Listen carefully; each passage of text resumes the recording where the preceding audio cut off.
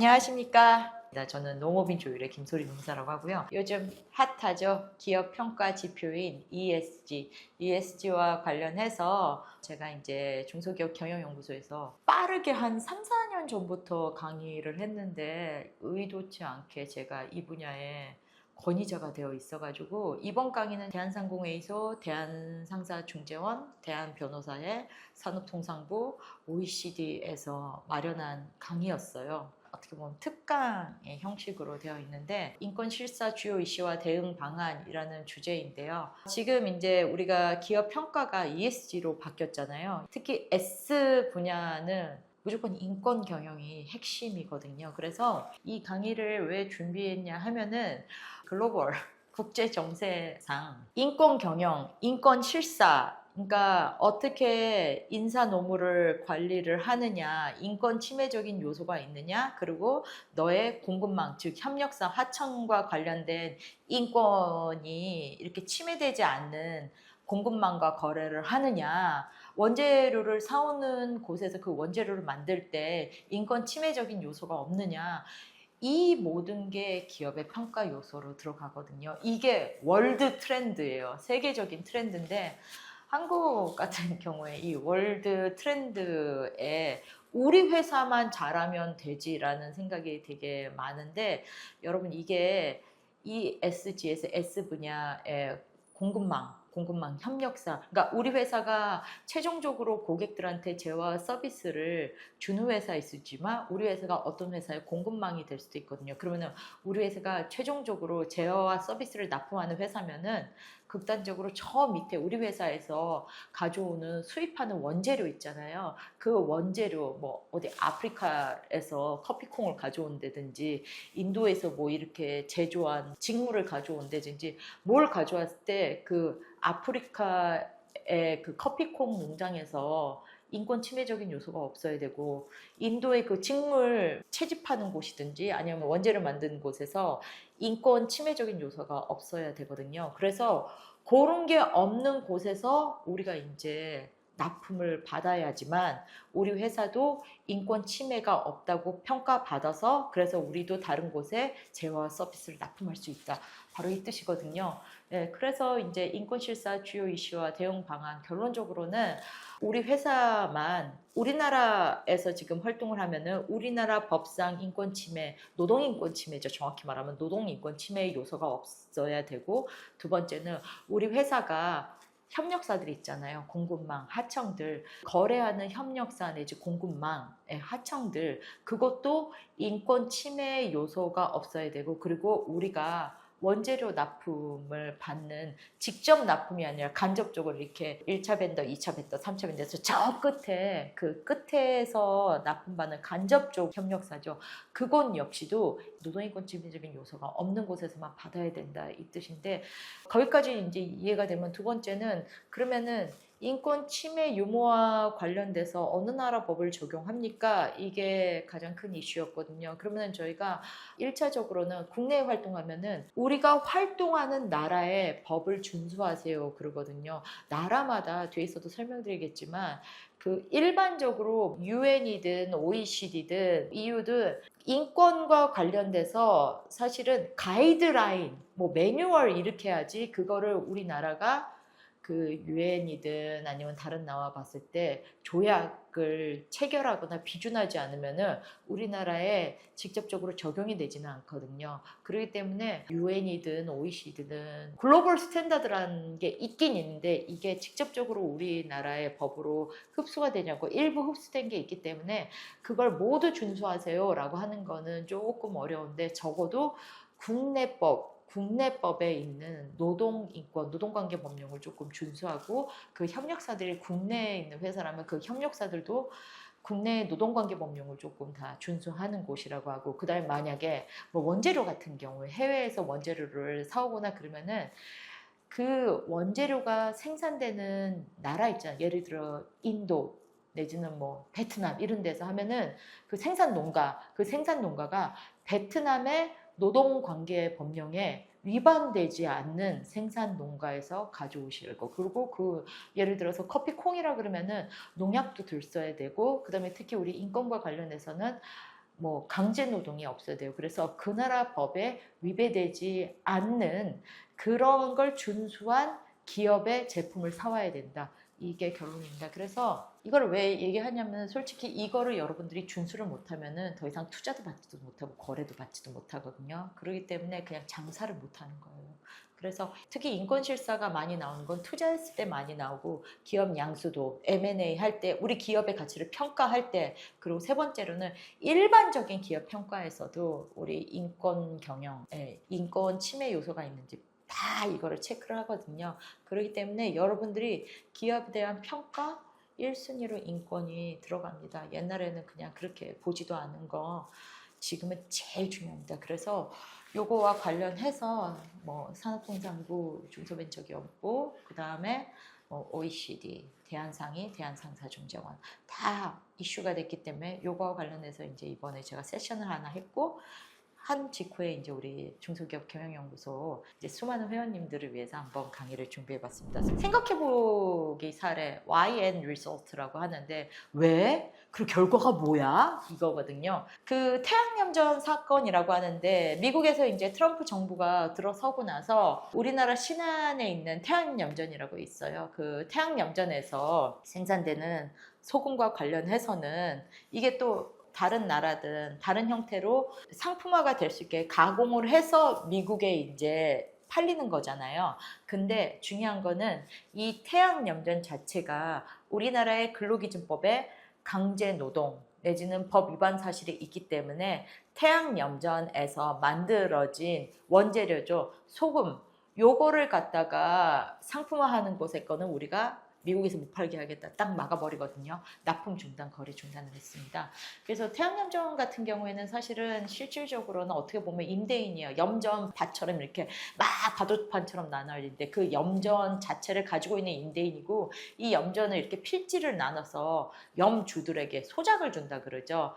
하나씩 이렇게 임대를 해주고 염주들은 그 밑에 염부 근로자들이 있거든요. 근데 염전 같은 경우에는 예전에는 뭐 외국인 근로자들인데 이제 외국인 근로자들도 염전에 잘 안 가요. 그래서 사실은 정신지체이신 분들이 상당히 많이 조금 모르고 가는 경우가 있는데 여기서 문제가 됐던 경우는 사람들이 환경이 열악하다라고 생각해서 그 환경 때문에 그런 게 아니라 솔직히 잠재워주고 밥 주는 거는 사업주가 의무가 아니라 그냥 자기 월급으로 원래 회사 옆에서 숙소 얻어 자야 되고 그 다음에 밥도 자기가 자기 월급으로 해야 되잖아요. 근데 그것 때문에 걸린 게 아니라 첫 번째는 임금체불입니다. 임금체불이 어떤 경우가 있냐면은 여기에 이제 지적장애인들이 조금 있잖아요. 그래서 그 사람들 명의로 통장을 발급한 다음에 사업주 염주들이 이제 급여를 그 사람 통장에 넣어요. 근데 그 통장하고 체크카드를 누가 가지고 있냐? 근로자가 가지고 있는 게 아니라 염주들이 가지고 있어서 그 염부들, 근로자들에게 돈을 조금 주고 자기네들이 그 돈을 마음대로 쓴 거. 이거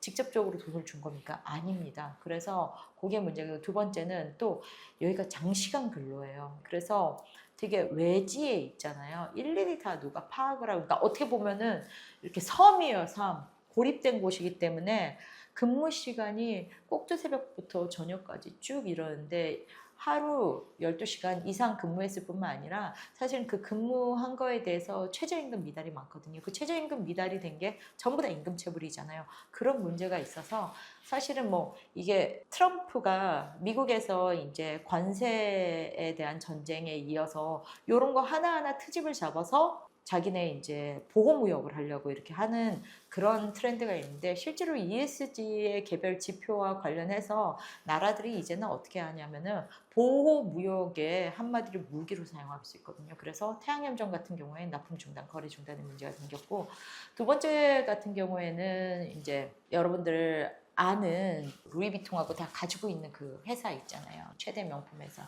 여기 같은 경우에 이제 중국 같은 경우에는 중국도 법이 많이 발달이 됐는데 나라가 원체 크니까 오지들이 있어요. 오지의 공장들이 있는데 실제로 중국 자체 법이 준수가 안 되는 곳들에서 이렇게 낮은 단가로 거의 500만 원짜리 백을 만드는데 13만 원 정도의 뭐 원재료 인건비가 들었다. 근데 이게 뭐가 됐냐면은 사실은 중국 쪽에서 법 위반이 문제가 아니라 이탈리아 같은 경우에는 EU 회원국인데 EU가 작년에 이제 공급망 실사법이라고 해가지고 우리는 저 밑에 원재료 공급망 안에 협력사들이 모두 법을 준수하는 곳들만 이렇게 우리한테 팔 수가 있다. 이렇게 법을 만들었다 그랬잖아요. 그게 EU 회원국들은 이제 발동이 된 거예요. 그래서 이탈리아 법원에서는 명품 기업에 이런 말을 했죠. 야, 너네 저기 중국에서 그렇게 강제 노동 착취했잖아. 이거 중국법 위반이야. 이거 우리나라에서도 공급망 실사와 관련해서 문제가 됐기 때문에 이거 우리나라에서 실제로 못 팔어 정도가 아니라 제재를 주는 거예요. 페널티. 그래서 지금 이탈리아 법원에서 계속 계류 중이거든요. 결론적으로 우리 이제 인권과 관련해서 뭐 글로벌 스탠다드, 국제 표준을 지키는 게 아니라 그 회사가 활동하는 내에 노동관계법령을 지키지 않는 곳과 거래를 한다면 납품 중단뿐만 아니라 최종적 소비국에서 처벌, 제재가 있을 수 있습니다. 그래서 어떻게 해야 되죠?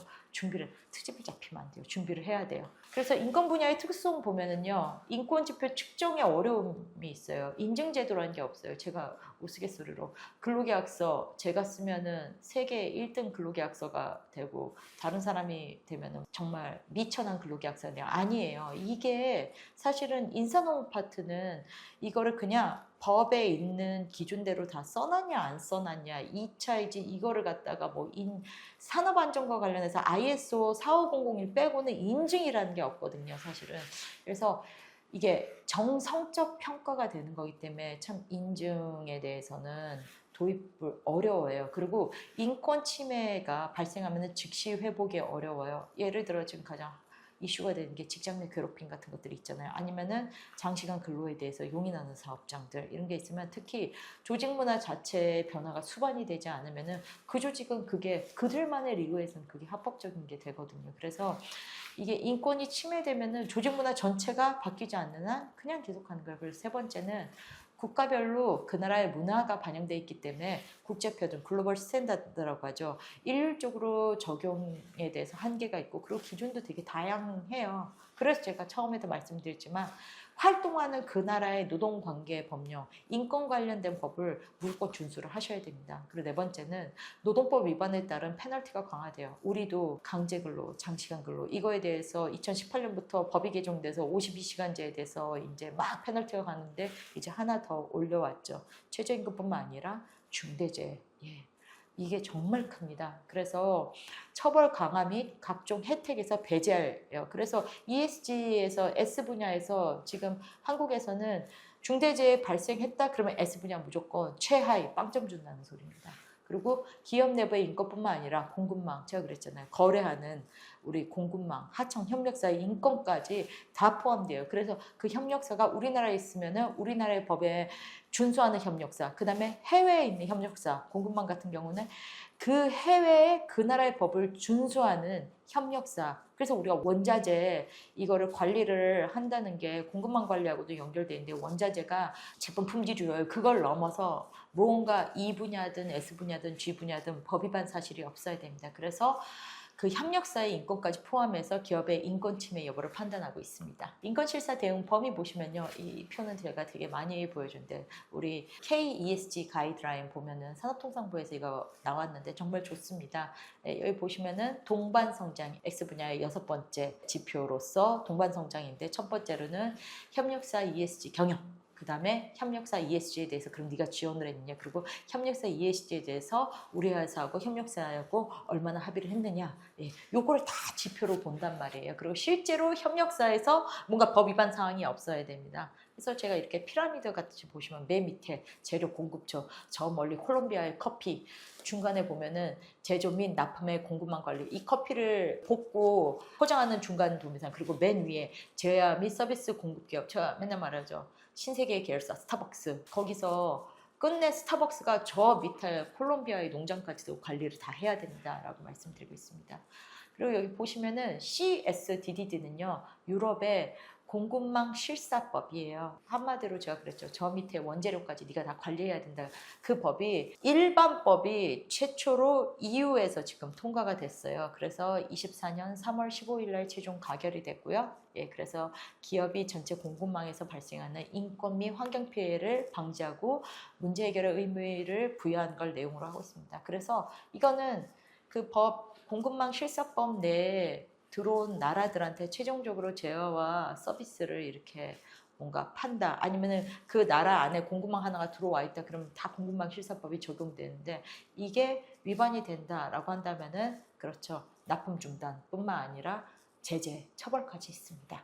그래서 이제 인권 실사 주요 내용 및 대응 방안. 우리는 이제부터 뭘 해야 하나? 첫 번째 기업은 우리 기업 내부의 인사노무 관리를 인권 침해 요소가 없게 인사노무 관리를 하지만 외부 공급망 협력사까지 관리를 해야 됩니다. 그래서 내부는 인지원 및 비정규직, 파견 및 용역사까지 다 관리를 해야 되고요. 인권 침해적 요소가 없어야 되고 외부 공급망은 최초 생산지 저기 콜롬비아부터 관리를 해야 된다고 합니다. 그러면 무엇을 대응 영역이 뭐냐? 근로조건, 산업안전이라고 하는데 근로조건에서는 여러분 장시간 근로, 임금체불 이게 핵심이고 그 다음에 산업안전, 중대재해. 그래서 밑에 보시면은 근로조건, 근로시간, 임금 그리고 연령 연소자의 근로. 예, 우리는 15세에서 18세 사이고 그 연소자들이 우리나라 같은 경우에는 하루 7시간, 일주 35시간, 연장 최대 주당 5시간. 그리고 청소년 보호법에 따르면 저녁 10시 이후에 아이들 일시키면 안 되거든요. 그리고 아이들이 일할 수 있는 업종이 이렇게 유흥산업, 주류 파는데 뭐 그런 데 안 돼서 제가 그래요. 갈비집 원래 아이들 일하면 안 됩니다. 술 팔잖아요. 이렇게 말씀드리거든요. 그리고 두 번째는 산업안전과 관련해서 중대재해 예방 관련해서 무조건 여러분 돈 쓰셔야 됩니다. 돈, 시간 쓰셔야 됩니다. 그래서 안전 매뉴얼, 안전 설비, 안전 교육. 그래서 ISO 45001 인증도 받아야 되고 국내에서 무조건 위험성 평가 받으셔야 됩니다. 그리고 기준, 국제하고 국내 기준이 있는데 국내 같은 경우에는 국내 인권 관련해서 노동관계 법령들 예, 정말 지키셔야 하고요. EU에서 지금 하는 CSDDD 공급망에 대한 그 실사가 되는 그런 공급망 관리에 대한 법들이 되면은 우리가 보통 속지주의와 속인주의가 있는데 그 나라 법뿐만 아니라 그 나라에서 활동하는 우리나라 사람들이 위반됐을 때 그것마저도 문제가 될 수 있거든요. 그렇기 때문에 그럼 우리나라에 있는 곳뿐만 아니라 제가 아까 그랬잖아요. 다른 나라 것도 그 협력사들이 있는 그 나라의 법을 준수했는지까지 다